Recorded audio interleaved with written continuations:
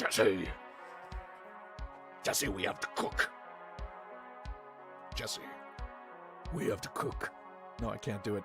Hello, everybody. Hello, my beautiful.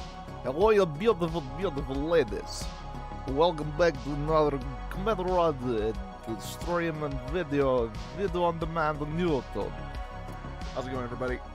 Welcome one, welcome all. This is definitely not fried chicken.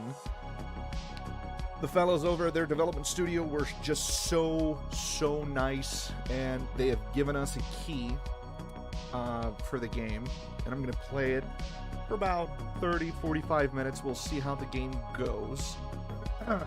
I've heard some really fun stuff about this game. Some really fun stuff. So essentially what this game is you build a front. You build a front for your illegal drug empire, and essentially you launder money with it. So we're gonna call it Jesse, we have to cook. Jesse, we have to cook. Jesse. Anyway, welcome. Happy to have you all here.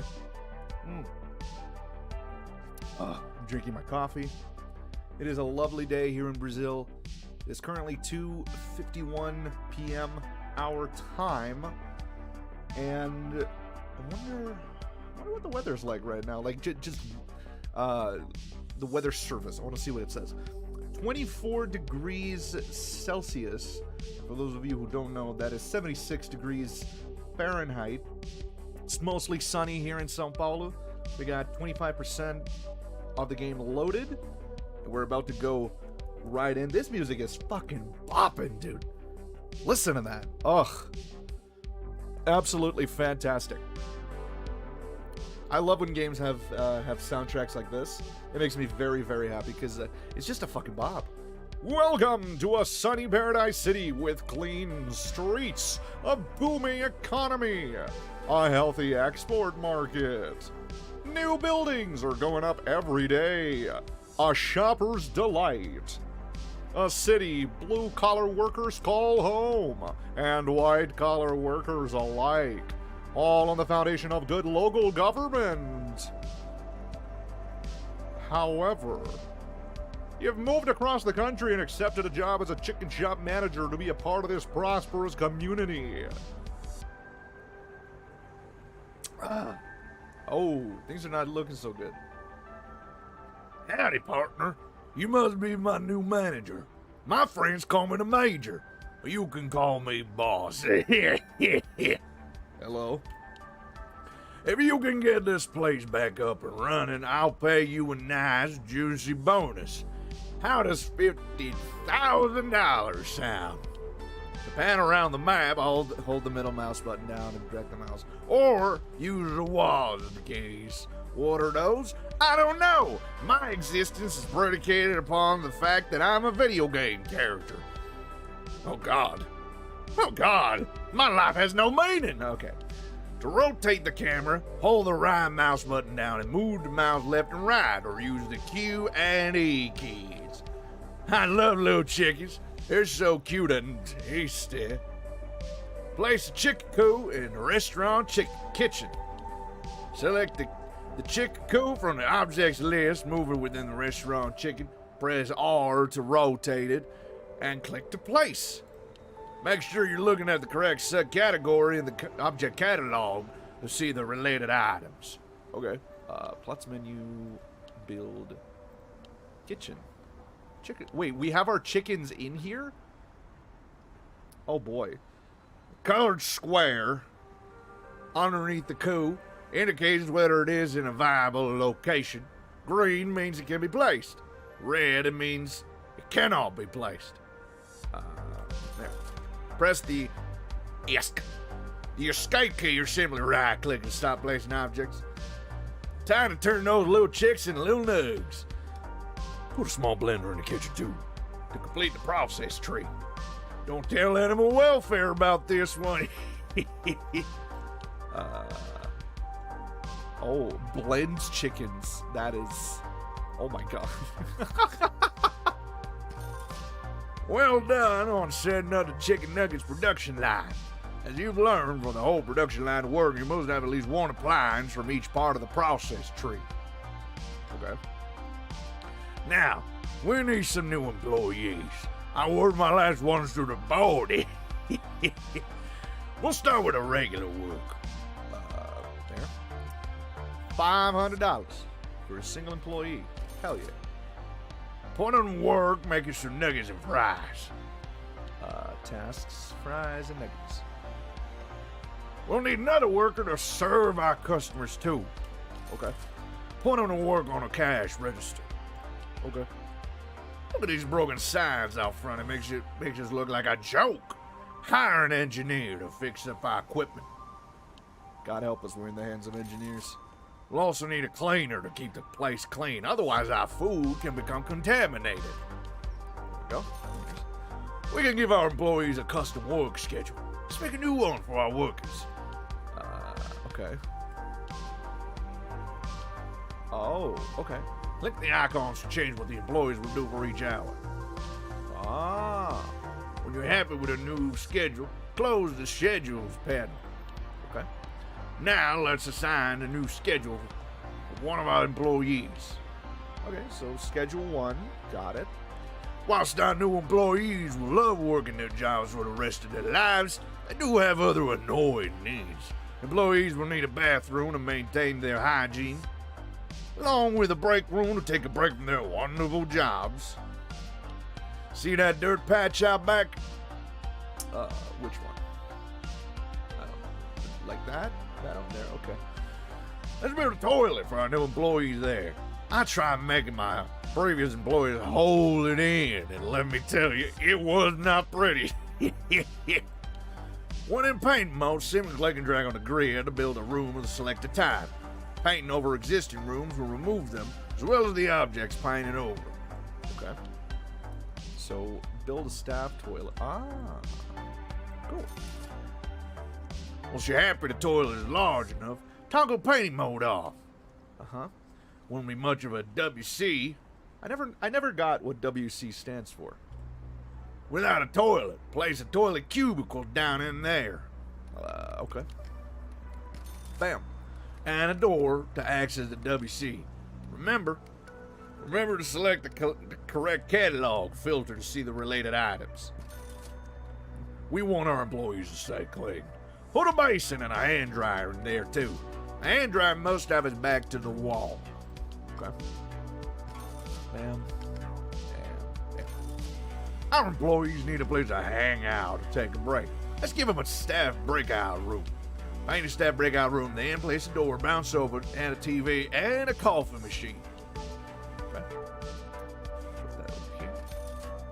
A door.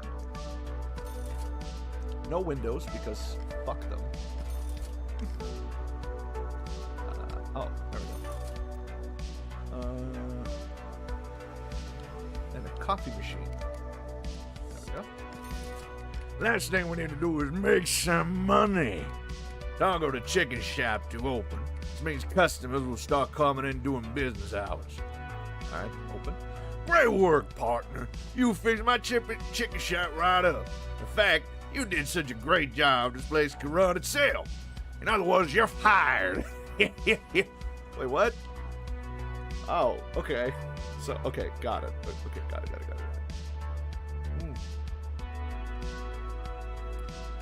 Hello, my name is Mr. Attorney.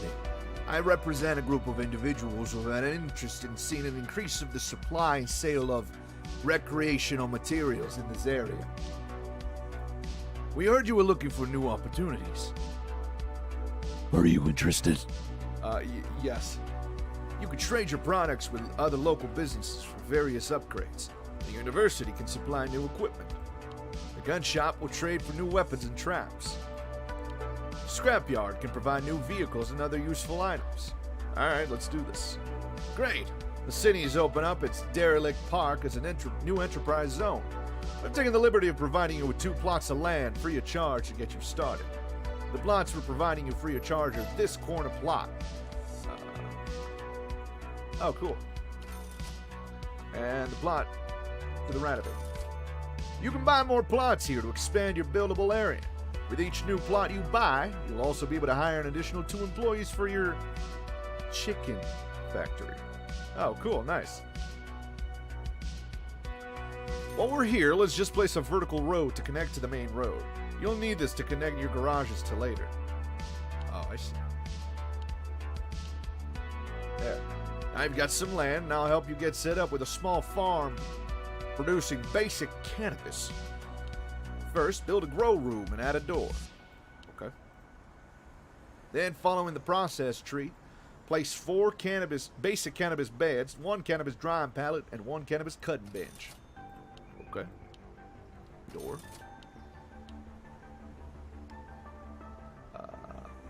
Oh, I see. 1, 2, 3, 4. A drying pallet right there. And that. Always remember to complete the process tree. You can improve the quality of your products by adjusting the environmental conditions in which they are produced. For example, if you add lights near the basic cannabis pots, this will improve the quality of the cannabis to good or even excellent.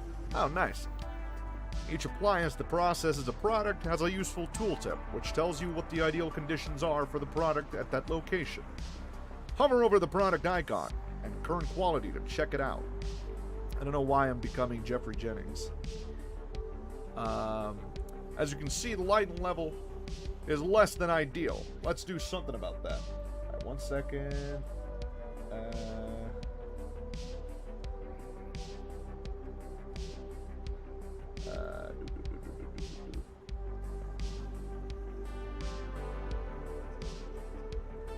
There.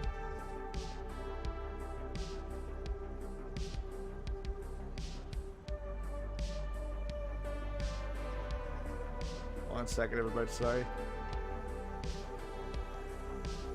There. As you can see, the line level is less than ideal. Let's do something about that. Okay? Place some lights near the basic cannabis pots. You'll see their qualities improve as you do. Oh, cool. Bam. Bam. You're able to modify the area of effect amounts to fine-tune your factory design. We do not need all these lights to be fully lit. It'll be more economical to turn some of them down. Okay. Click on the lights to open their configuration panels. And turn their line values down to 50%. You'll see the effect this has on the running cost of the lights. 50. Ah, I see. The overlay options will show you the current environmental values for each grid location. Very useful for fine-tuning conditions. I see. Turn off the light overlay when you're ready. Got it. Okay. Congratulations. Your farm is now producing excellent quality basic cannabis. Better quality drugs fetch higher prices. We also need to hire some workers to turn these basic cannabis seeds into pure profit. Let's hire 2 workers for now. Okay. Using the task toggles on the tasks panel, let's get these guys working on the basic cannabis product line and vehicle loading tasks. Okay. Sometimes you'll acquire unique items that your employees can use to gain a bonus. Let's equip one now. Select one of the cannabis workers by clicking on them. Okay. Gardening gloves will provide a productivity boost to workers who are producing cannabis products. Assign gardening gloves to this worker. Okay. Close the character panel. Thank you. Great. You now have a small basic cannabis farm. Now you have successfully created your product. You need to set up a storeroom to get it boxed and ready for shipping. Build a storeroom and add a door and 2 boxing stations. These will be used to package your product ready for shipping. Okay.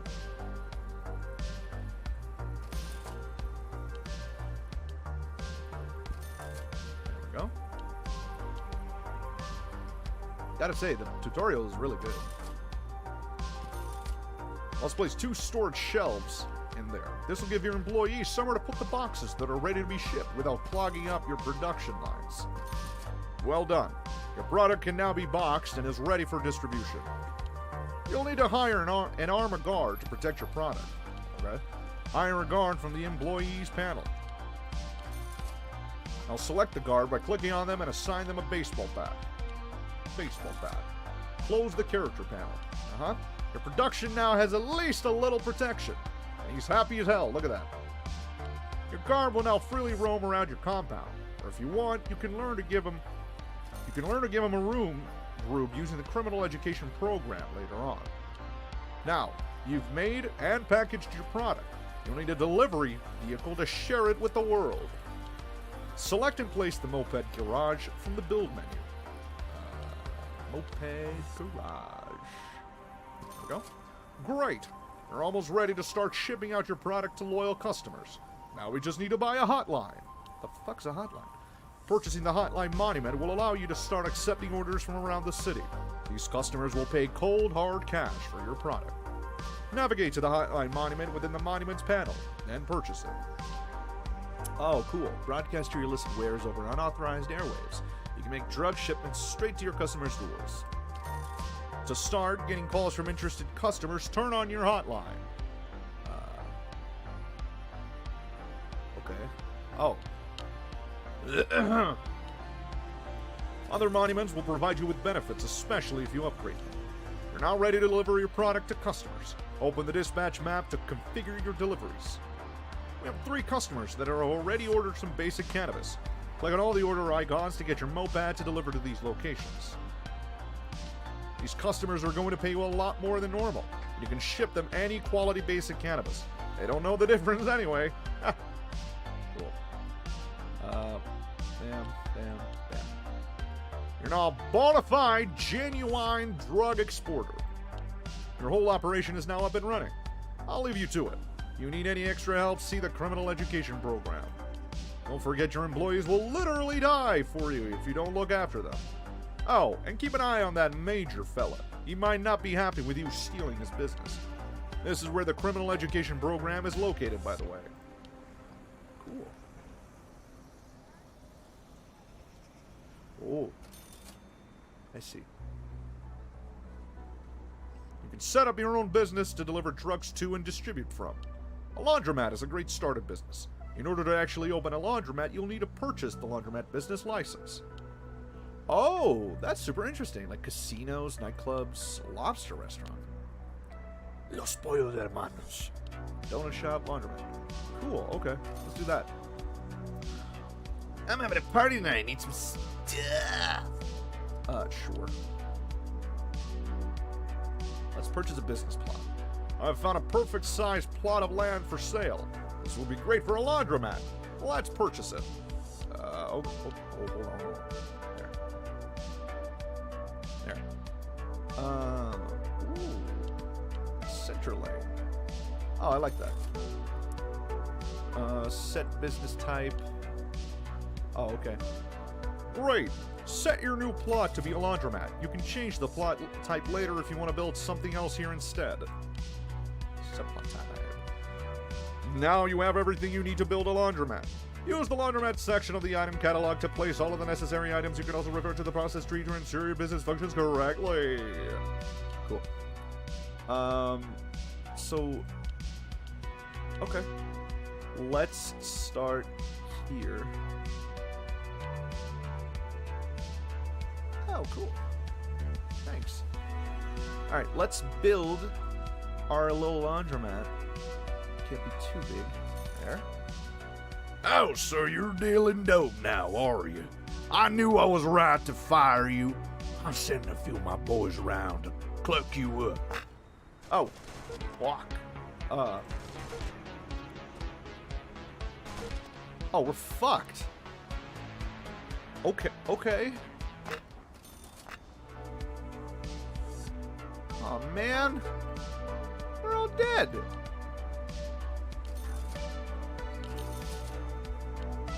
Man. Well, that sucks. They just killed all of our guys. Fuck.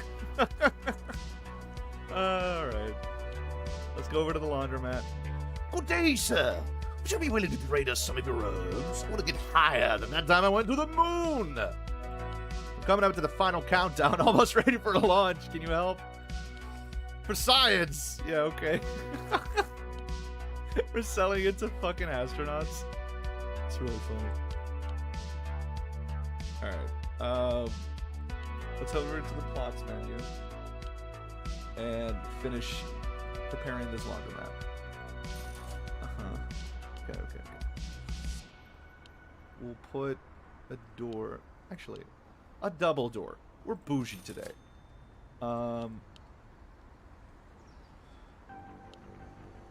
We'll do it like the classic way. We'll put one here, and then 2 drying machines over there.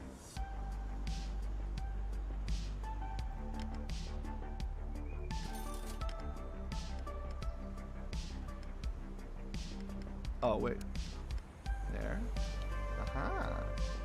Look at me. There. Cash. Oh, fuck. Okay. We need it a little bigger. There we go.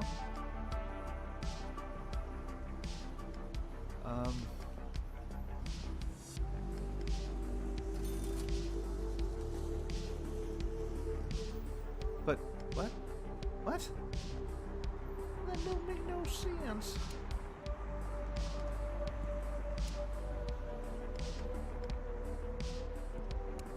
What?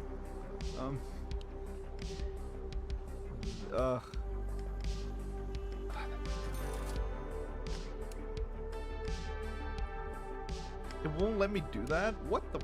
What? What is happening? Okay, there. For some reason, it wouldn't let me do that.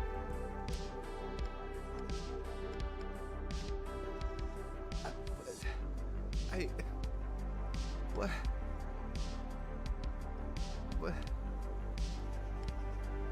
There. We did it, boys. Detergent shelf. Okay. And now we need a storeroom. Right. The storeroom will be over here. There. Put a door. Now we need a staff breakout room. And a staff toilet, which we'll put back here. And a customer toilet, which will be over here.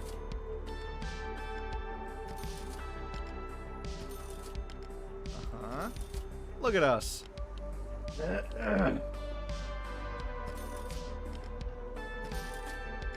Hand dryer. We need doors. Yak 10. Damn boy, your piss is so loud.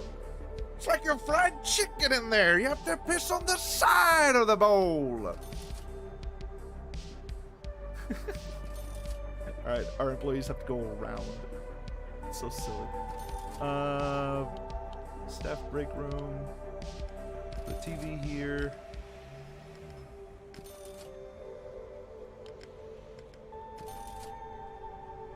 Uh-huh.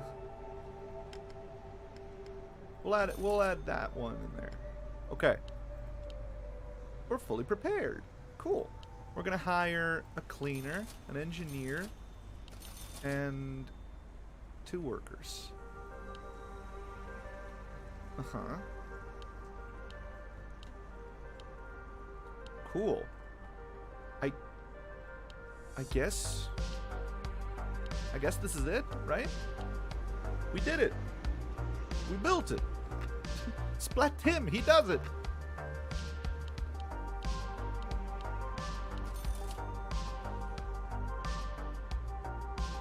Okay.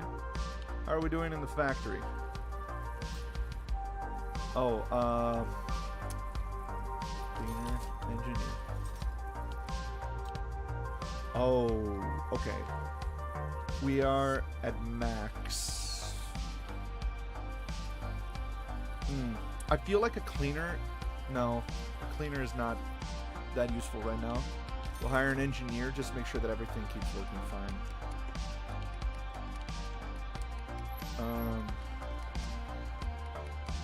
Maybe I should add another moped.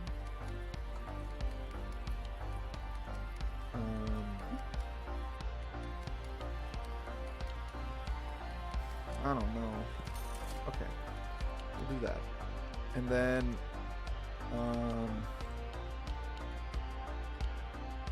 yeah, we do need that.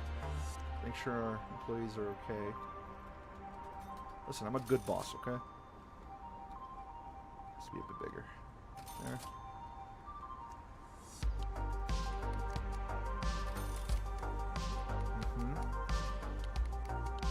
Also, an unrelated note, on Juneteenth Monday, I discovered that there was an Afro-Brazilian barbecue place opening up near me.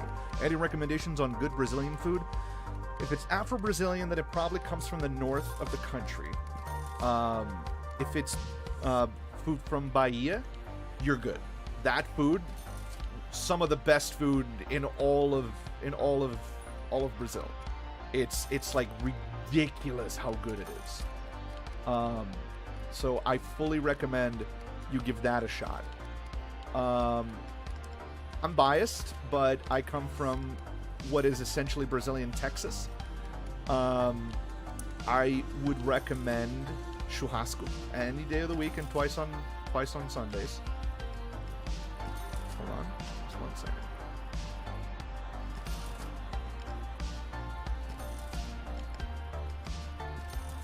Okay. I just want to make sure that I'm not, like, exploding my bank. Cool. We should be good with this for now.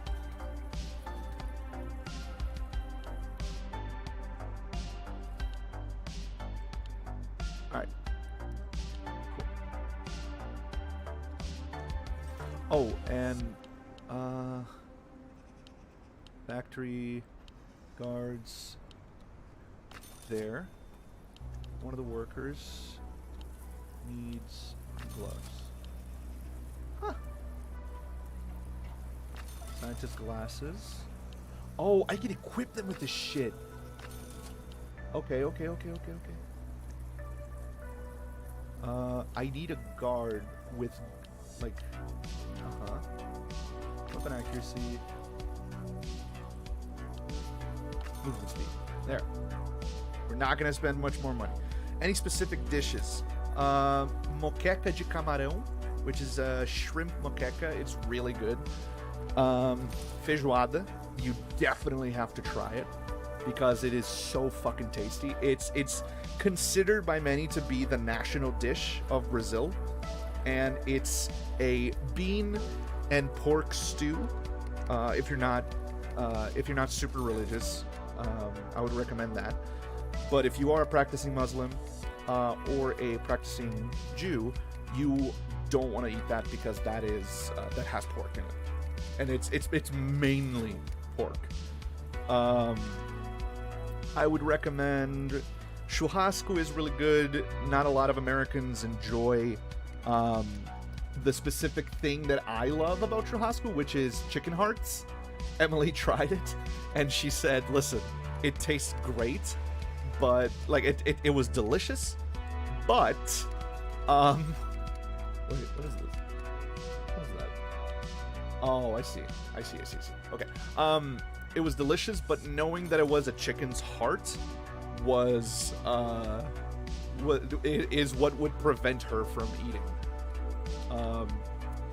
Bro, I was born in Hawaii. Pork is like half of my diet.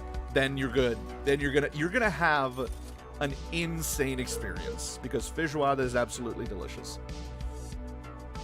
It's one of the best dishes to come out of Brazil ever. So good. I would recommend pastel, which is a deep fried dough with cheese, meat, all different types of things inside of it. I would recommend brigadeiro, which is a type of chocolate that we make. It's very, very good. I highly recommend it. And arroz e feijão, which is rice and beans, but we do it in a way that's insanely good. It's much better than much better than rice and beans from Mexico. Much better than any of that. I'm sorry. I know I'm gonna catch flack for this, but ours is much better. What else? If you're eating Brazilian food, pão de queijo, cheesy bread. They're like these doughy balls of bread with cheese. It's so good. Describing it does not make it justice. Does not do it justice, I should say. It is just so fucking good. Like, Emily came to Brazil and she went fucking nuts for pão de queijo. Even before she came to Brazil, because when I got to Miami, right? I got to Miami. That was the first time I met Emily in person. We went from Miami all the way up the East Coast, and as we made our way up there, we stopped in a shop in Miami, in a Brazilian market in Miami, and we bought ourselves some pão de queijo, and we made some in the Airbnb. Was it in the Airbnb that we did, or did we wait until Pennsylvania? I don't remember. But we went up to Pennsylvania and we made pão de queijo, and she went fucking nuts for it. She lost her shit. It was just so good. And even as a Brazilian, like, I still lose my shit for it. It is just so fucking good. Pawn shop. Ooh, wow, 14,000. 5,000. That is so much. Okay, so I believe if I start selling to the university, scrapyard, I believe if I start selling to them, I get, like, better stuff, right? We'll see. But yeah, no, she went fucking ballistic for it. It is so tasty, so good, so Jozu. It's the best. And you should absolutely get it.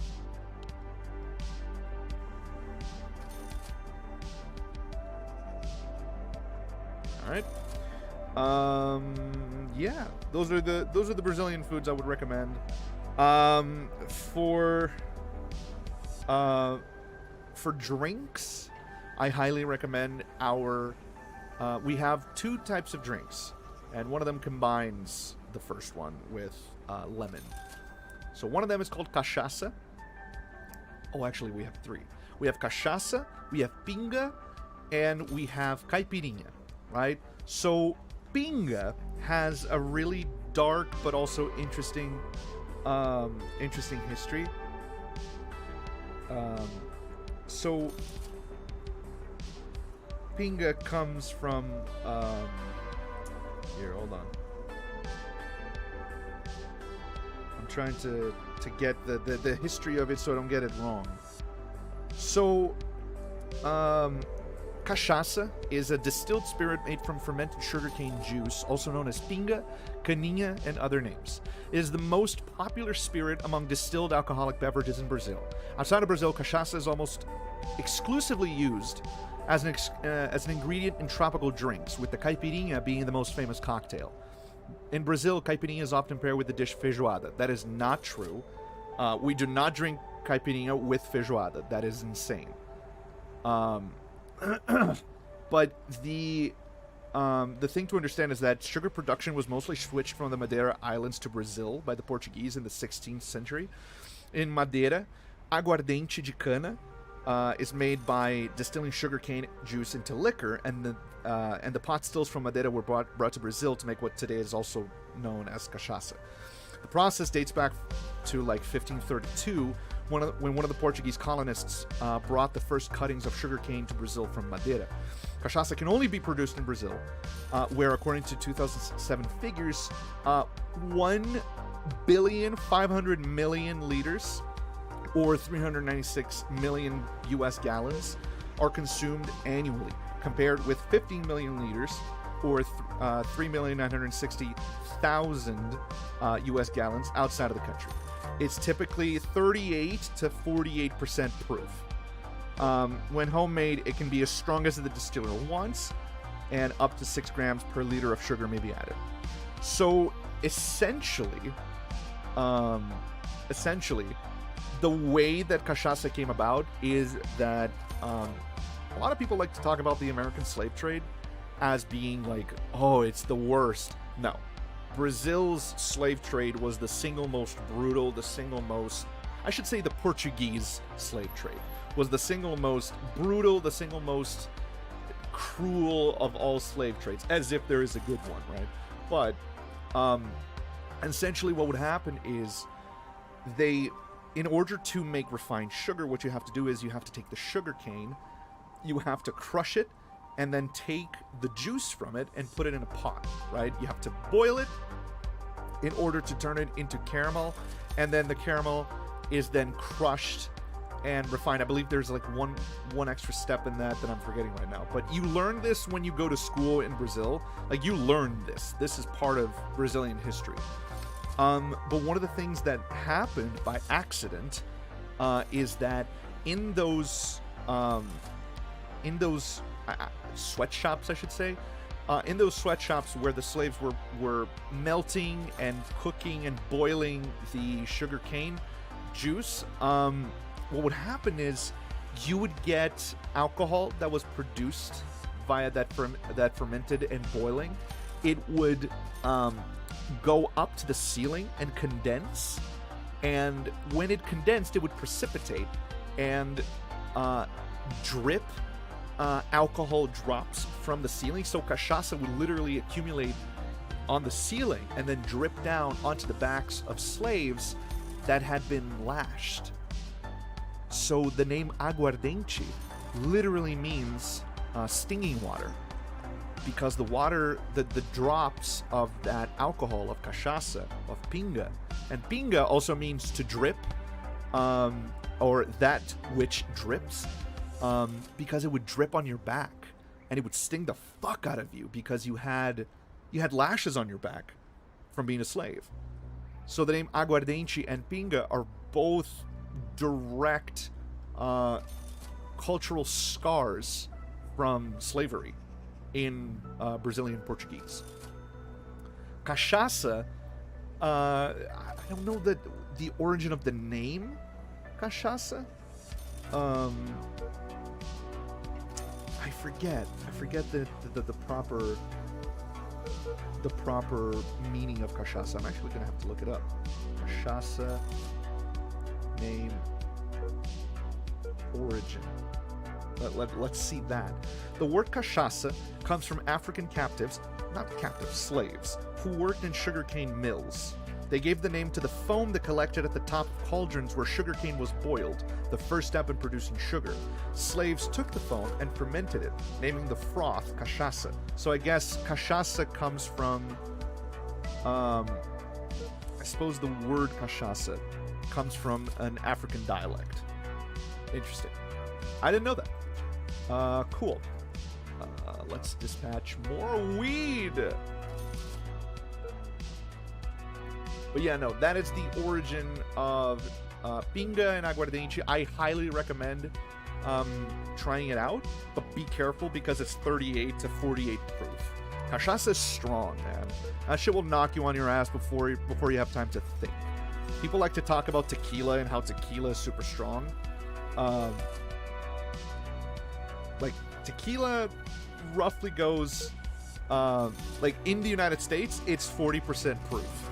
You will find some cachaças, like Velho Barreiro and Ipioca and 51, also known as 51.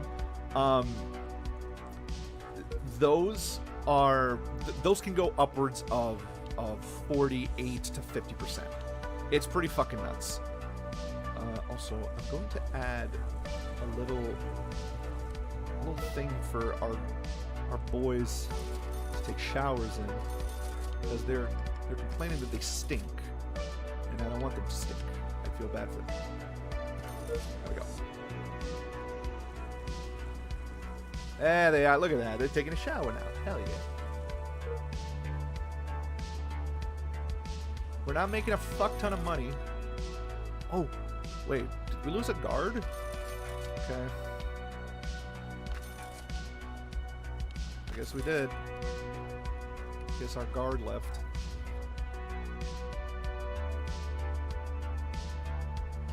Oh, we don't have a... Oh, that's why. Oh, for fuck's sake. Okay.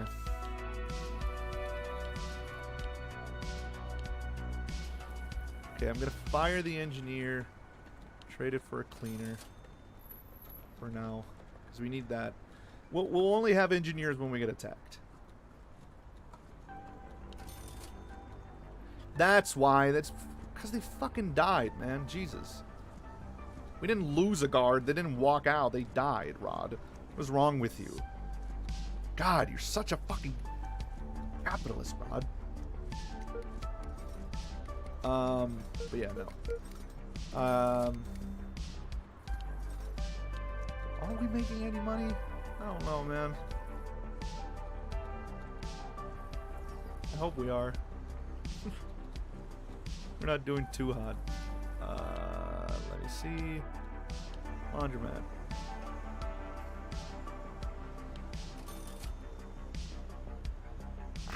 Alright. Anyway, everybody, this was Brazilian History Story Hour with Rod. It's been roughly 41 minutes since we started. I am going to call it here for Definitely Not Fried Chicken. I'd like to thank the folks over at their game development studio that sent me the key. I really, really appreciate it. I am thinking about what game I'm going to play next. I'm thinking I might play some BattleBit Remastered or some Starship Troopers Extermination. However, I did receive a couple of extra keys for some other games. I'm thinking about whether I'm going to play them already. Because I got a key for Aloft, a key for the demo of Aloft. I got a key for Forever Skies, and a key for Endzone, A World Apart. So I'm interested to take a look at those games later. Don't know if I'll get to them today. Tomorrow morning, I'll be heading out to Porto Alegre to spend my dad's birthday with him. And for those of you who know me, know that I've been going back and forth between São Paulo and Porto Alegre my whole life. And the reason for that is that my dad lives there with my sisters and with my stepmom, and you know, growing up with divorced parents, and they get along super well, which I know is like super rare, but they get along extremely well. My stepmom and my mom love each other, but the thing is that obviously when you're a kid, you're not buying your own tickets to go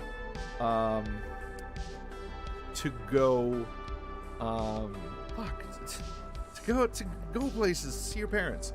And I never really had enough money to buy those tickets to go, and now I do, thanks to my job. So I'm very happy to be able to go there now with my own money. That makes me extremely happy, because I can do it for myself, and it's essentially me giving my dad a birthday present of like, hey, I'm here now. So yeah, thanks everybody. I will see you next time. Maybe we'll play this game again. Super fun. Don't know what's happening here. That'd be a little bit of a bug. Oh. Okay. Ah, there we go. He wasn't able to fix it before, but he is now. Alright, everybody, thanks so much. I will see you all later for some BattleBit Remastered, I think. And if you're playing the game, I would highly recommend that you buy it because it's super fun. If you're playing the game, make sure to stick around and watch, because you can get Twitch drops while watching me. And, oh, and on the 1st of July, I believe next weekend, 1st of July from noon EST to 5 p.m. EST, I will be hosting the very first Campfire Nights for the Midnight Pals podcast. We'll have the entire cast and crew, as well as the creators, here with us. That will be the very first one that we do. We'll be doing more as time goes by, but we're going to be watching Plan 9 from Outer Space, an awesome sci-fi horror movie from 1959, and I can't wait to see you all there. All right, everybody, thank you. See you later.